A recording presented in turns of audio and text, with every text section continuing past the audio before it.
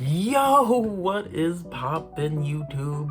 Millennial Hooper back in the building.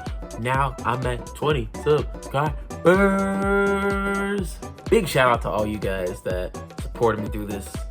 All 20 of you. You're great, you're wonderful, fantastic. I love you. Mwah. With all the celebration out the way, let's get on to the video where I go over the Western Conference and how I see it's gonna play out this season. Let's do it. Last note, we're trying to hit 30 subscribers by February. So if we can do that, might be a giveaway coming around for y'all that watch. So let's get this video popping. The Los Angeles Lakers are coming back with a vengeance, coming off their title win in the bubble with LeBron James, Kyle Kuzma, Anthony Davis, KCP, Alex Caruso, Quinn Cook as your returners. This team is looking to pack a punch. Now you've also got notable signing Jared Dudley. Let's be honest, no one cares about that one. You've also got Marc Gasol, great defensive big man, though he is much slower when it comes to athleticism to McGee and Dwight. He'll be able to add a basketball IQ that, honestly, probably neither of them had. McGee a little bit more than Dwight, but still more than both of them combined.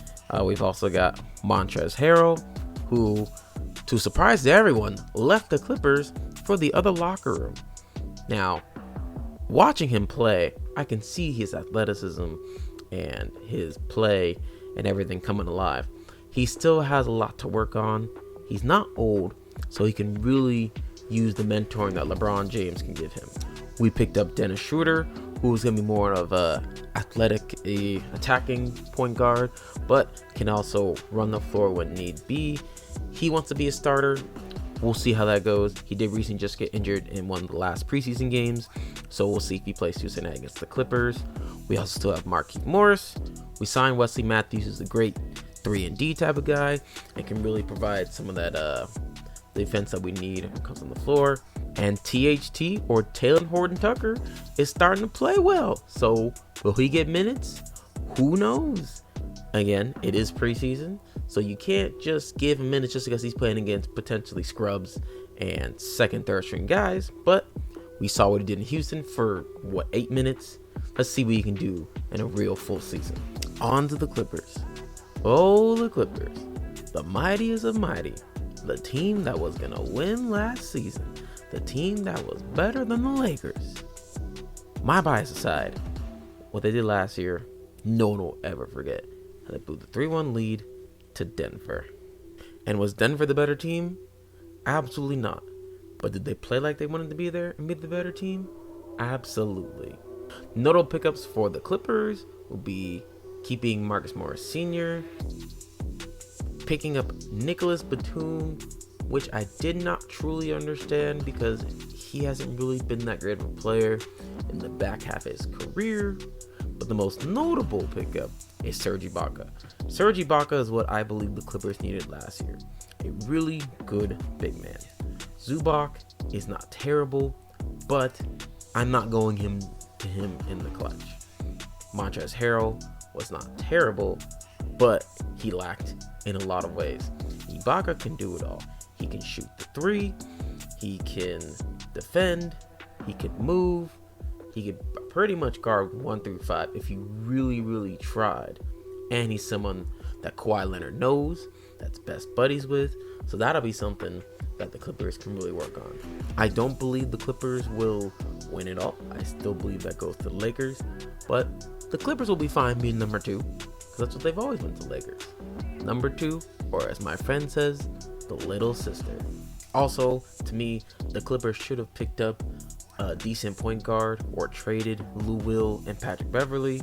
Lou Will still thinking about them wings. Patrick Beverley still out there complaining. Moving on to Denver. Denver is a very interesting team. The guy that I wish they didn't lose, Jeremy Grant. Jeremy Grant, in my opinion, without him, Denver would not have beat the Clippers last year.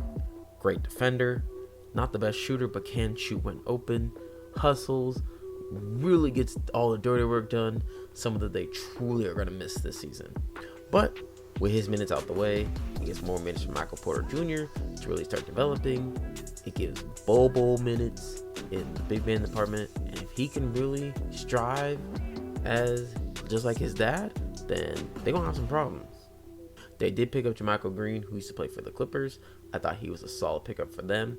And I mean, you still have the Joker. You still have Jamal Murray. You still have Paul Millsap. You still have Will Barton. You still have Gary Harris. So it's not like Denver doesn't have weapons. It's just they will always be, I believe, one step away from winning anything other than maybe the third rounds in the playoffs. And you know what? That's fine. It's a good team. It's a competitive team. They'll be competitive for years. But to say they have more firepower than the Lakers or the Clippers, I don't know. Also, I believe there's too many guys in that team who are going to need minutes. And it's just going to be a fight and a scramble to see who's going to stay, who's going to go, who's willing to be on the bench, and who's willing to truly accept the role as a starter. Overall, I see Denver like I saw them last year. Third place. They're not going to win anything, but they could upset one big team. Houston, in my opinion, is very much a wishy-washy team right now. With all the James Harden conspiracies and trade rumors and things like that going on, some people say he won't even make it to the first game. I don't believe that's true. He will probably make it to the trade deadline, and then they'll find someone to replace with him. Right now, I can't really figure out who would take him. I think the Nets would be silly to take James Harden. But you've got James Harden, you still have Eric Gordon, you still have PJ Tucker, you got the recently acquired John Wall, who, if he can come back to even a little bit of how he used to play, could be still a great number 2. James Harden. You got DeMarcus Cousins, who is trying to revitalize his career. As a big DeMarcus Cousins fan, I do hope that does happen. Ben McLemore still there. Basically, all the shooting for Houston is still alive and well. But now that Mike D'Antoni is gone, they'll play more traditional basketball with their new coach. They are going to be, I think, maybe 6th in the West. I just don't think they're going to mesh very well. I think there's going to be a lot of drama, specifically around James Harden. I think there's also too many guys as of right now on this team where you've got pickups like Thabo Sefolosha, David Nwaba, you got Luke Baamute. It's not enough minutes. I don't know who's going to play when. You even still have Daniel House on the team, who is going to demand minutes as well. I do like their pickup of Christian Wood. Christian Wood can be, I think what a lot of people are saying was a cheap Anthony Davis. He's nowhere near Anthony Davis level, but he'll give you solid numbers every night. And if James Harden stays, puts his money where his mouth is, and really balls out, this team could get high up there. But if he doesn't stay and doesn't put his money where his mouth is and goes somewhere else, he could, 1, end up in a situation where he doesn't want to be, and 2, Houston can just go down in the rankings. So it's very easy to go down in the Western Conference. As of right now, I think they're going to go maybe, I believe I said 6th. I'll say 4 through 6. I can't see them being 7th and 8th, but I can't see them being 1 through 3. It's official. Rudy Gobert and Donovan Mitchell are the next dynamic duo of the Utah Jazz. Just like Deron Williams, Carlos Boozer were there before them. Will they ever make the finals? No. There's too much competition in the West, period. But they still have their same pretty much solid team. Rudy Gobert, Donovan Mitchell, Mike Conley now, who again was a great pick from last year. Maybe this year they'll be able to jelly for more. You still have Joe Ingles. I think this team wishes they could be in the Eastern Conference because I believe their ranking would be higher if they could be over there. They also still have Boban. You still have Jordan Clarkson. Derek Favors came back. I mean, there's not a lot of wrong on this team, but they do need, in my opinion, a really more solid third option. Yeah, you have Mike Conley. Mike Conley is great, but Mike Conley is not going to bring you to the promised land. Mike Conley couldn't do that when he was with the Grizzlies, when they had Zach Randolph and everybody else going wild in that team. And those Grizzly teams, for the most part, were good teams, but it was time for them to move on. They still kept Royce O'Neal. They still kept Jordan Clarkson. Again, not a bad team, but they're really not going anywhere. They'll stay competitive. They'll be fun to watch. Hey, they might even set some games in the regular season. But this team, I can see being 4th or 5th. The Warriors are by far my favorite underdog 2K team to play with. I love shooting with Steph.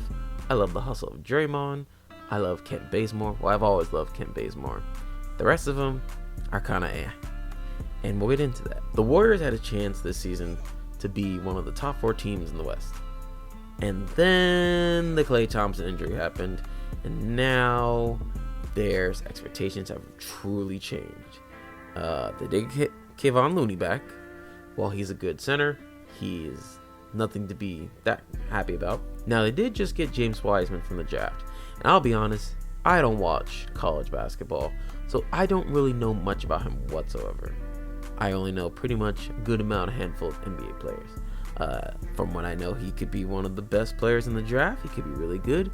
He could be just what the Warriors need, a great solid big man. Their last few championship runs was Andrew Bogut, who was a solid defender, good passer, but he wasn't this great scorer. James Wiseman could be this big scorer that they have. Andrew Wiggins will get his first real run season with Steph and what was going to be Klay, and you see how that works. Considering when the Warriors did win their other championships, they did have a solid small forward that was Harrison Barnes at the time, and now you can turn into Andrew Wiggins. So we'll see how that goes. You've got Steph, who's not injured anymore, who we're all excited to see and we love. Eric Pascal can do more of his scoring than he was doing last season. He can maybe really be a baller. Brad Wanamaker, I think, was a pretty good steal that they managed to pick up. I think he could do some real damage for them. And then you got Kelly Oubre, which I feel like nobody really saw coming. But Kelly needed to get out of the Suns because it wasn't really doing much for them, even though he made their jerseys and his drip look fire. So hopefully with the Warriors' nice jerseys, he can do that too. Draymond's gonna be Draymond. He won't play the first game of the season, which I'm very sad to hear because I am a Warriors fan as well, and I wanted to see how the first whole group was gonna do. So we'll just have to see how it goes. I believe the Warriors will be 6 through 8. I can't see them being too high on the podium. Of course, they're never going to drop that top 4 spot in the West, but to see them back in the playoffs will be good. And then to see them get Klay back, unfortunately, next season will hopefully be what they need to get back into these real playoff championship contenders and go from there. Before the injury to Porzingis, or Porzingod as I like to call him, the Dallas Mavericks had a real shot to beat the Clippers last playoffs before Denver eventually knocked them out. I was really hoping that because I'm a Clipper hater and I like to see them lose. But Porzingis got hurt, and then the rest is pretty much history from there. Luka is an all-time talent, but with the talent he's got around him, there was no way he's going to win. He for sure needs a second option, which would be Porzingis, and he for sure needs a good all-around cast. You still got Tim Hardaway Jr., you still have the fan favorite, Boban, you have Josh Richardson now, you got Dwight Powell for another year, you have Willie Cauley-Stein as your center. This team just doesn't have enough firepower. You lost Seth Curry, it's just not enough. You got lucky with the bubble because everyone's given a break and everything like that, and then you had injuries to go both to Luka and Porzingis. If Porzingis keeps getting injured, then you're really never going to have a shot to win another title for Dallas. He's still young. Both of them are still young. Porzingis is only 25 and Luka is 21. So there's a lot of time to gel and grow and do everything like that. But right now, this is for sure a rebuilding team, and I see them being the 7th or 8th seed in the playoffs and getting run over by one of the top seeds. They'll put us shit to 6 or 7 games, but this is for sure. We got our 2 superstars. Now we need to find them a solid third option and make the bench as great as we can to get back to those Dirk Nowitzki days of winning a championship. And finally, we have the Suns. And finally, I believe they will not be looked at as a joke. Chris Paul will come in and change this whole culture around. They're not going to go in and win any titles or anything, but it's the support and the stability that Devin Booker has been looking for, and someone to also be that mentor that he does not have. You have Devin Booker, you have DeAndre Ayton, 2 really young guys that need some guidance. Every team has good veterans on there that got the young stars. That's why they're veterans. That's part of their job. You got shooters like E'Twaun Moore. You have Jay Crowder. You have Dario Saric. Really good players on that team that'll make this Suns team competitive and get them that solid 8th spot in the playoffs. Devin Booker can finally show what he's made of and show this clutch factor that he shows in season games, but that doesn't get us enough to the playoffs. Chris Paul's going to put up buckets, and more buckets. I think he's going to have 18-10 with DeAndre Ayton and Devin Booker going crazy. Jay Crowder spotting up for 3. Langston Galloway can still ball as well. And from the few preseason games I can watch, that squad can shoot. So, solid 8th seed. It'll be fun to see it. I'm happy Chris Paul is getting another opportunity with another team.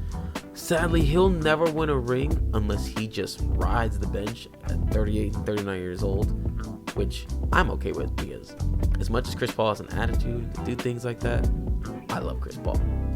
That'll do it for the Western Conference.